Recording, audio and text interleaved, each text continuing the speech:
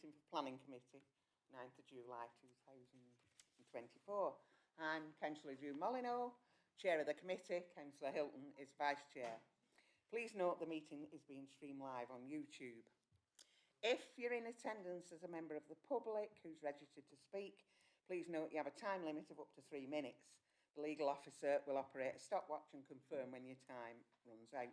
You should then finish speaking, or if you're in the middle of making a point, wind up. Otherwise, your microphone will definitely be muted. To assist in following the meeting, a pack's been prepared and available online containing each item's report, plans, presentations and any addendums. After officers have presented the report and speakers have made representations, I'll invite members to make comments.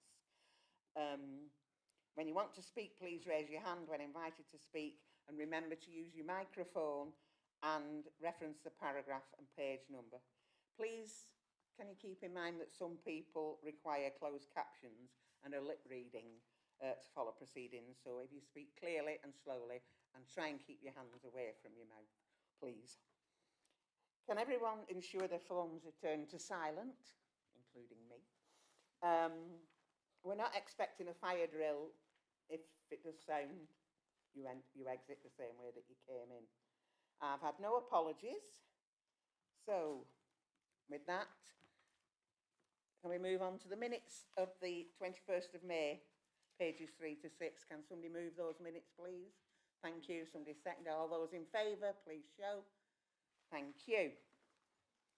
Item 3, declarations of any interests.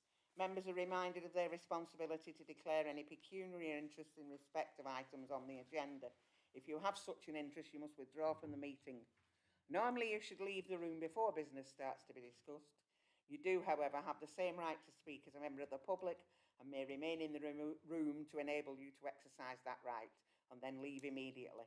In either case, you must not seek to improperly influence a decision on the matter. Item 4, planning applications to be determined. The first 2 items have been withdrawn. So we move straight on to item... Oh, hang on, no, I missed a bit here. Benefit of the public here tonight, the speaking arrangements for the planning applications as follows. Officers will summarise the report and registered speakers will be invited to speak in the following order. Objector, supporter, parish or town councillor, ward councillor, applicant or agent. All registered speakers will be allowed to speak for 3 minutes, apart from a ward councillor who may speak for up to 5 minutes. In the event that all speakers are against an application, as chair, I may grant the applicant or representative a time extension. I would respectfully ask that members of the public who haven't registered to speak to remain quiet throughout the proceedings. As I say, items A and B have been withdrawn from our agenda, so we move straight on to item 4C, land adjacent to 154 Eves Lane, Chorley, pages 7 to 22, with an update on your addendum with additional conditions. Adele's going to present this item. And I've no registered speakers, so over to you, Adele. Thank you, Chair. Good evening, everybody. The application site is located within the settlement of Chorley, and this application seeks reserved matters consent for the details of appearance, landscaping and layout for the erection of 4 dwellings pursuant to an outline planning permission. There is a Section 106 legal agreement attached to this outline consent that secures a financial contribution towards the provision of public open space. No objections from the occupiers of neighbouring properties have been received, and there are no outstanding objections to the scheme from technical consultees. Lancashire County Council Highways have raised no objection, and it is considered that the proposal would not adversely affect neighbouring residential amenity and would provide acceptable living conditions for the future occupiers of the development. It's considered that the development is well designed and would not be harmful to the character and appearance of the area. It is therefore recommended that the application is approved subject to the conditions detailed in the body of the main report. Thank you, Chair. Thanks, Adele. Over to you, members. Councillor Snow, Councillor Morwood. Yeah, I welcome this application. I wouldn't say it's a particular, really an eyesore because there's quite a bit of vegetation on there and it's well populated with birds, but it's a good use of an infill site on Eves Lane, close to amenities, and makes a nice little contribution to the redevelopment of East Ward. Thank you. Councillor Marwood. Thank you, Chair. Yeah, I'd just like to second that. It's an established residential area, so it won't have any detrimental effect. The details are acceptable, so I'm happy to second the Any other officer's comments, report. or I'll move to the vote. Councillor Southern. Councillor Sherwood. Thank you, Chair. Yeah, just to echo the points made by Councillor Smallwood and Snow, it's a good use of a piece of infill site there, and I think it should improve the area. Thank you. Councillor Sherwood. Thank you, Chair. Happy to support this at the moment. It's yeah, it's quite overgrown, fencing round. It will look much better. Thank you. Thank you. If everybody, no other comments, I'll move straight to the vote, please.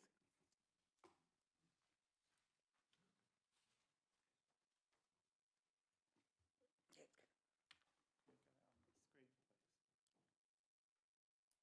Oh, that's it. Oh, my word. Right. I'm too busy reading.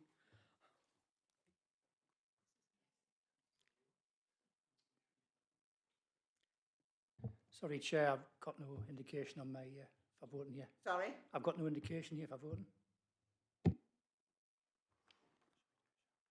All those in favour, please show. Thank you. There you go. Thank you, Chair. Members have voted unanimously to approve the application for permission subject to conditions.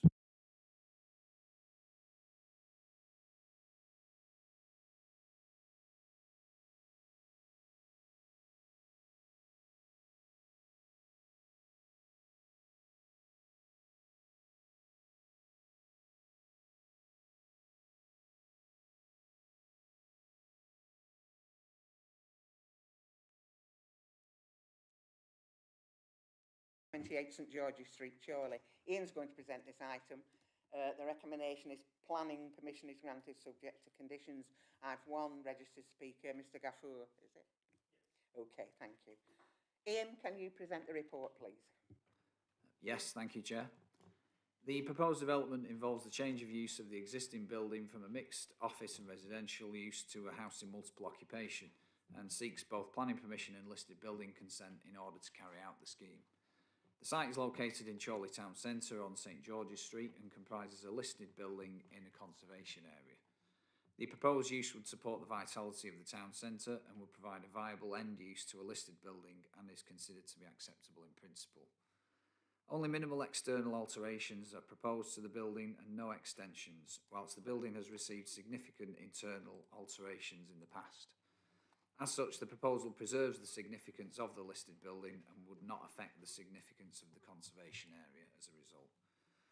There will be no impact upon neighbour amenity as a result of the proposed development, and the Council's Environmental Health Officer has confirmed that the accommodation will be suitable for future occupiers, subject to the provision of internal sound insulation, which will be required by condition.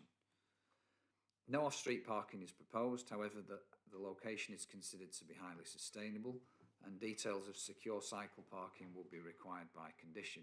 It's also noted that Lancashire County Council Highways raised no objection on this basis. Overall, the proposed development is considered to be in accordance with the policies of the development plan, and it's recommended that planning permission and listed building consent are granted subject to conditions. Thank you, Chair. Okay, thank you.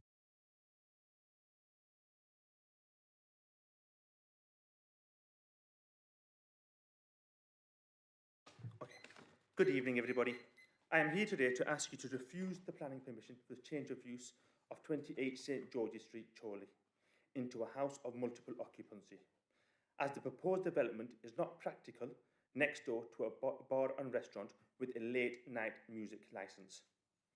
I am here as the landlord of 30A St George Street, Chorley, as well as I'm speaking on behalf of the tenant and the owner of the Cosmopolitan Restaurant and Bar situated next door at 30A St George's Street, Chorley. I am a building surveyor by profession and have a vast experience of commercial to residential conversion, both technical and practical. The Cosmopolitan Restaurant and Bar has been a part of the Chorley community for more than 10 years and employs approximately 12 staff. The restaurant is located on the ground floor and a bar is located on the first floor. There is also a courtyard which has a license to operate until midnight, and the bar has a license to operate until 2 a.m. with late night music. The bar itself has a seating capacity of 36, but can hold approximately 60 people. Events such as birthdays, weddings, and parties are regularly hosted and a key source of income for the business. A noise assessment was conducted without our knowledge by the applicant. On a weekend, no events were booked. So we feel the noise assessment is inaccurate and invalid, as we could have a hen party of 30 people celebrating one weekend, which the acoustic assessment does not take into consideration. Neither do we know the location of the recording equipment.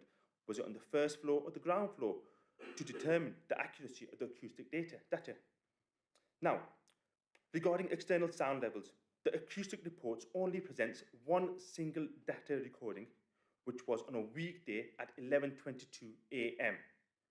The restaurant has a courtyard fronting St. George's Street, which has permission to operate until midnight. The acoustic report does not take the courtyard into consideration, and no data collected. There have been no improvements specified to the windows or the doors of the proposed development. With my experience and expertise, I can assure you the noise transfer from the courtyard and from customers entering and exiting the bar late night through the sliding sash windows of the proposed development would create a Category 1 hazard under the Home's Health and Safety Rating System to the occupiers of the proposed HMO. We are all well aware of the difficulties the leisure trades are facing. So I ask this planning committee not to grant planning permission for a HMO next door to an established business which has permission to operate till the late night at 2 a.m. and risk a family business and employment. Thank you. Thank you. Do you want to come back on anything? Yes, thanks, Chair. Just in relation to the noise survey that was carried out, the survey states that it was carried out over a full weekend from approximately 1,200 hours on Friday the 10th of May to 1,200 hours on Monday the 13th of May. So just to clarify that for members. Thanks, Chair. Okay, thanks, Ian. Over to you, members. Councillor Southern. Thank you, Chair. Take on board the points that Mr Gaffer has made in terms of noise, etc. But he makes 2 points in there, which I think actually swings it in his favour. A, it's licensed, and B, it's established. So I would have thought the gravity in terms of how it would fall in terms of noise will work in his favour rather than anybody that moved there on the basis that the restaurant and the bar was there long before you were. So to that end, I don't have an objection to this particular application, Chair. Thank you. Okay. Anyone else? Councillor G. Thank you, Chair. My ignorance here, and I do apologise, but could somebody explain to me what's the difference between a flat and a building of multiple occupants? Yeah, through you, Chair. So a flat would be fully self-contained with its own kitchen, bathroom. It's entirely self-contained, whereas a house in multiple occupation, there will be elements of shared accommodation. So that could include a kitchen area, a dining area, lounge area. There's effectively, to live there, you would be reliant on some form of shared accommodation, and that's what makes it a house in multiple occupation as opposed to a fully self-contained flat. So that's the difference. Yes? So, yes, I did understand that before. So would we be looking at people, would we be looking putting homeless people in these kind of places, or just anyone? We don't know what I'm just trying to establish the area. Adele will answer that for you. Just to remind members that the planning system exists to control development and use of land and buildings. The type or the kind of people who live there is not a material planning consideration. In land use planning terms, the accommodation proposed is simply living accommodation. That will be provided in a format that is multiple occupation with shared, like Ian said, shared living rooms, shared kitchen facilities. You know, there is much need within the borough for for housing, as members know. This proposal is advanced for a house in multiple occupation, so the nature of who will live there is unknown and is not a planning consideration. Thank you. Okay. Just quickly, the reason I'm asking, because it seems to be a lot of these kind of multiple occupations seem to be coming up now, and I'm not saying I'm concerned about it. I just want to know the ins and outs of it. So I presume there would be a landlord that would own the building, and then he would let it out to people. Sorry to keep on going on. I think members will be aware that there's been a lot of applications for a lot of types of different development proposals within the borough over recent months.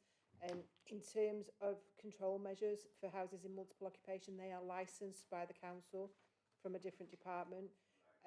So generally speaking, there would be a landlord, but the accommodation would need to be licensed and inspected as an HMO, whereas a dwelling house or a self-contained flat wouldn't have that licensing regime sitting behind it. Thank you.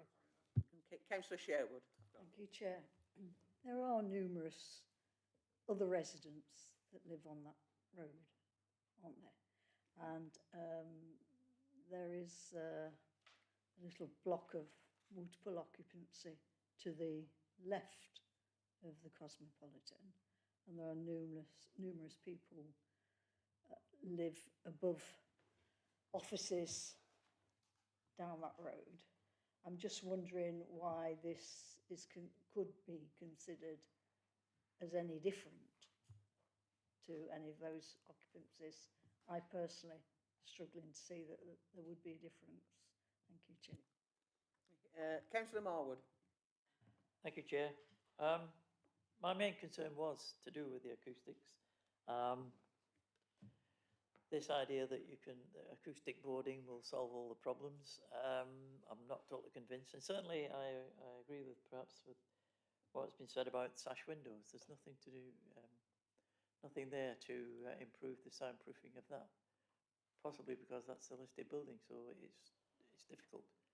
But the point I would say is that residents who are going to go into that will know exactly what they're going into. I suspect there will be maybe a quick turnaround, but there does tend to be a quick turnaround in these particular types of accommodation. But there is a need for this type of accommodation, and that's why we're getting more of them. So it's a good use of the property.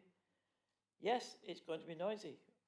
I presume it won't be any above any noise level that they're supposed to produce, as they've been licensed to these times. So it's up to the residents to decide whether it's too noisy for them or not. But I would like to ensure that there's plenty of acoustic boarding is put in there, and I believe there's it will be sort of checked out once it's been built to see what the sort of noise levels are inside the building, and I presume that will be done on a Saturday night at 2 o'clock. Thank you. Okay. Councillor Wilkie. You've not come on. Thank you, Chair. Is this development proposal likely to affect the business licensing next door? Have we looked at that as part of the package? You know, future licensing, it may be that because there's a lot of residential on the street that they may decide that future licensing is not recommended. Ronnie. Yeah, thanks. Through you, Chair. In terms of the planning assessment of the development, that the reason the noise survey was required was to protect, well, to understand sort of what noise levels might be experienced in the property from the business next to it, and then to identify what mitigation measures might be required to sort of maintain an adequate level of amenity for those people that would then go on to live in that property. So once that mitigation's taken place, then the residents ought not to be affected in a negative way, whereby you would anticipate complaints being received. That's been looked at by the environmental health team, who are the same department that might receive noise complaints. So the noise survey and the mitigation measures are there to prevent that from happening. And the environmental health officers feel that if that mitigation is put in place, then they're unlikely to receive noise complaints about the business next to it. And that's as far as our assessment of the application's gone. Whether noise complaints are forthcoming in the future, that would remain to be seen. But the proposal has been designed with a condition to mitigate that harm and avoid that scenario. Thanks, Chair. Okay. Any more? Councillor Hilton? Thank you, Chair. So we have to rely on the expert advice from our environmental health officers, and they've said with the mitigations put in place by condition that they have no objections to this. We have to take that at face value, and we have no grounds to refuse this application. So for that reason, I'm quite happy to propose officer recommendations. Thank you. Okay. Councillor Singh, Councillor Sherwood. Can I just ask, the residential part that is being used at the minute, what does that entail?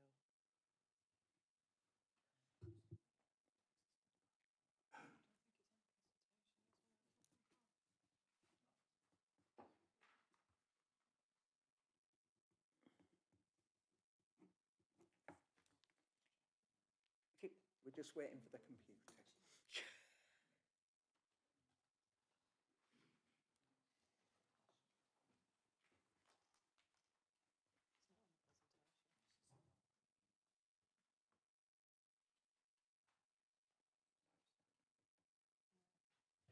Apologies, there appears to be a bit of a technical issue with the website, but I would anticipate that the use of the accommodation upstairs, the lawful use of the premises upstairs, would be for living accommodation in terms of maybe a flat associated with the ground floor. I don't think it's actually a separate flat. I think it's still one planning unit rather than a commercial property on the ground floor and a separate unit above looking at the elevations and the plans that have been submitted. So there is already residential accommodation. I don't know whether that residential accommodation is occupied, but it has the potential to be occupied at some point in the future if, you know, the status quo remained. Okay. Councillor Sherwood. Yeah, I'm just happy to second. Thank you. Any excuse me, frog. Any more comments? If not, I'll move to the vote. Now, is that going to work or not? No, right. All those in favour of the officer recommendation, please show.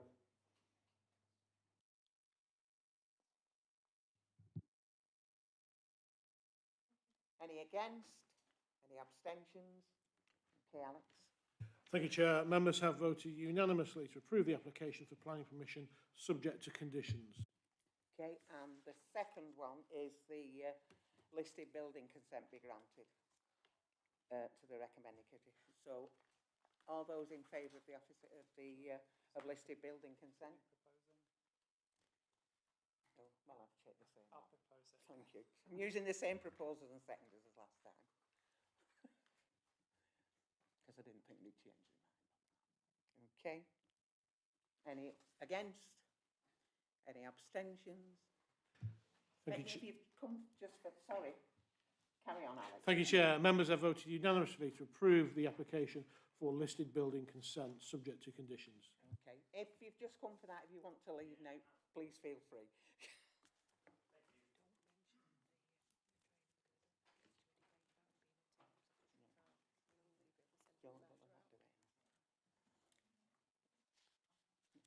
Okay, moving on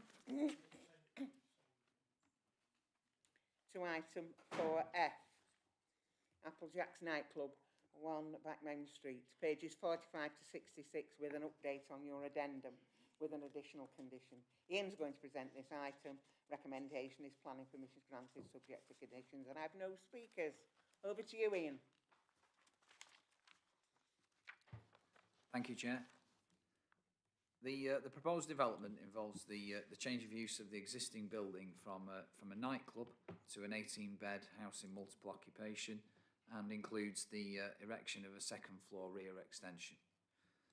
The site's located within Chorley Town Centre within the St Lawrence Conservation Area and is opposite the Church of St Lawrence.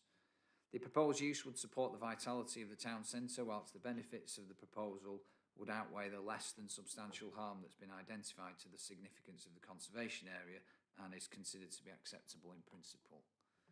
Although the proposed development will be detrimental to the appearance of the existing building, given the location of the extensions to the rear and the presence of similar developments nearby, it's not considered to be unacceptably detrimental to the character of the area when balanced with the benefits of the proposal.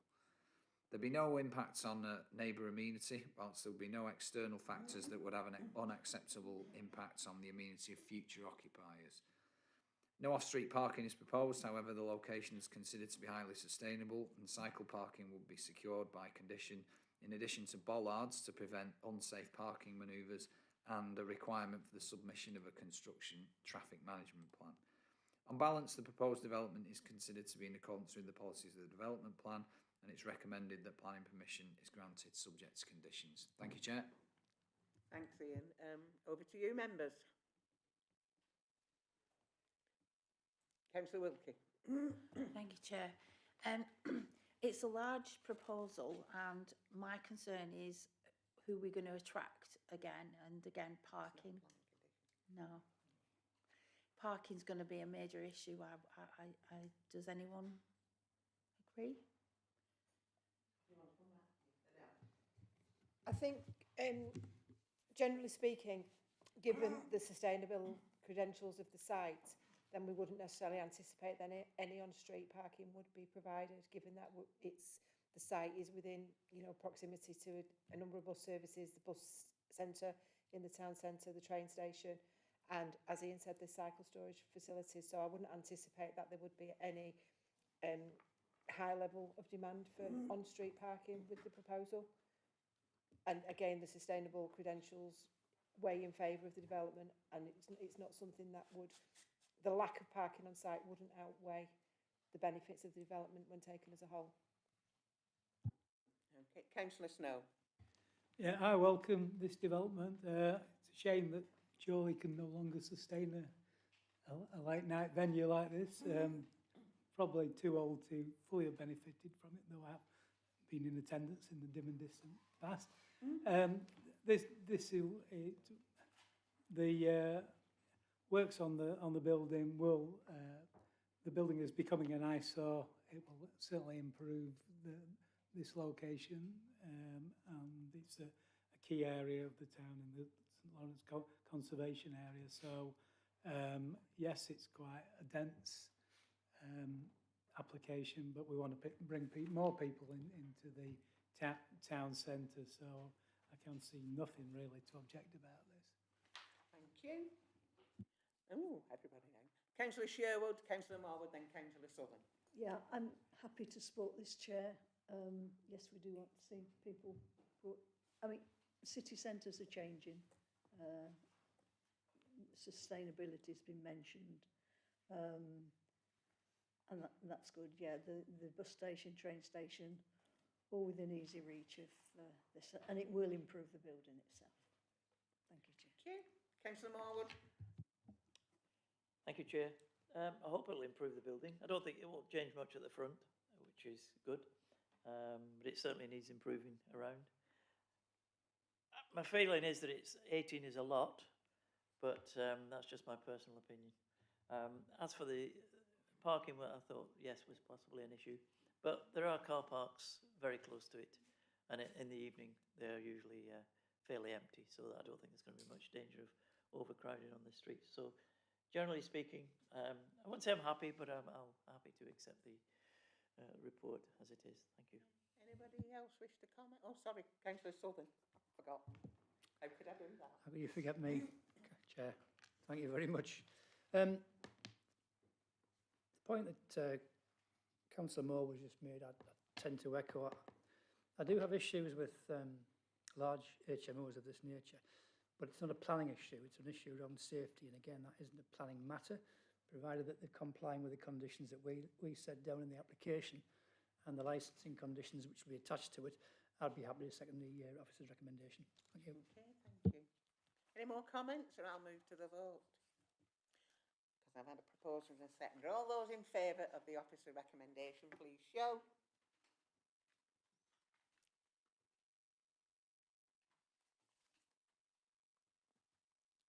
Okay. Any against? Any abstentions? Alex? Thank you, Chair. Members have voted unanimously to approve the application for planning permission subject to conditions. Thank you. And finally, item 4G, 15 to 17 Halliwell Street, Chorley, pages 67 to 98, with an update on your addendum. Ian's going to present this item, the officer recommendation, planning permission granted subject to conditions. I've no registered speakers. Ian? Thank you, Chair. The proposed development involves the change of use of the existing building from a youth justice centre with associated offices to a 12-bedroom house in multiple occupation, including the erection of 2 first-floor rear extensions and the erection of a 2-storey detached building comprising a 4-bedroom house in multiple occupation. The site is located at the edge of Chorley Town Centre within the settlement area, where there's a presumption in favour of appropriate sustainable development. The development is considered to be acceptable in principle, and there will be no harmful impacts on any heritage assets. The proposed extensions will be concealed to the rear of the building, whilst the proposed new building would fill a gap between the existing buildings and would reflect the form and appearance of the building to be converted. As such, the development would not be detrimental to the character of the area. It's considered that there will be no harmful impacts upon neighbour amenity as a result of the development. No off-street parking is proposed. However, Lancashire County Council Highways raised no objection as the location is considered to be highly sustainable. It is recommended that details of secure cycle parking are required and secured by condition. Overall, the proposed development is considered to be in accordance with the policies of the development plan, and it's recommended that planning permission is granted subject to conditions. Thank you, Chair. Thanks, Ian. Over to you, members. Councillor Southern, Councillor Whittaker. Thank you, Chair. Just to reiterate my previous comments regarding HMOs of this size, it's a safety issue for me personally. But however, that said, on the basis of what's been presented before, I'm happy to recommend planning officer's recommendation for approval. Thank you. Okay. Councillor Whittaker. Thanks, Chair. My comprehensive education didn't allow me any Latin, so I don't know what sui generis means. Thank you. It's a planning term that's widely used. It actually means outside of class. So it doesn't actually fall within a use class. So you'll see applications that are presented that fall within a specific use class. When you see sui generis, it basically means that it doesn't fall within a use class. So it's outside class.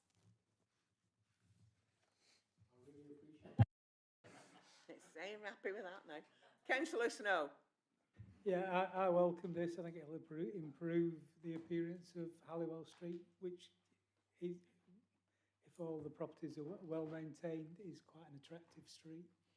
And yeah, a lot of HMOs we're seeing, and it should be something that we should monitor. But I think within the remit of this planning committee, this is an application to be welcomed.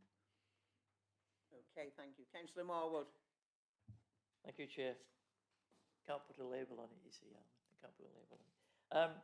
I think it's a very good application. I mean, the building, it looks good now and great, and I think this is a good way of keeping it in that state. And the fact that they're building an extra building next to it, I think shows the sort of serious nature of the developer, and so hopefully that will be kept in good order, and licensing will check that, so I'm happy to support the application. I don't know if it's been seconded. If it hasn't, I'll second it. Okay. Any more comments? If not, I'll move to the vote. All those in favour of the officer recommendation, please show.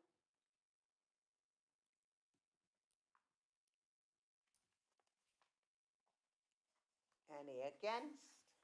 Any abstentions? Alex? Thank you, Chair. Members have voted unanimously to approve the application for planning permission subject to conditions. Thank you, and I haven't got any urgent business, so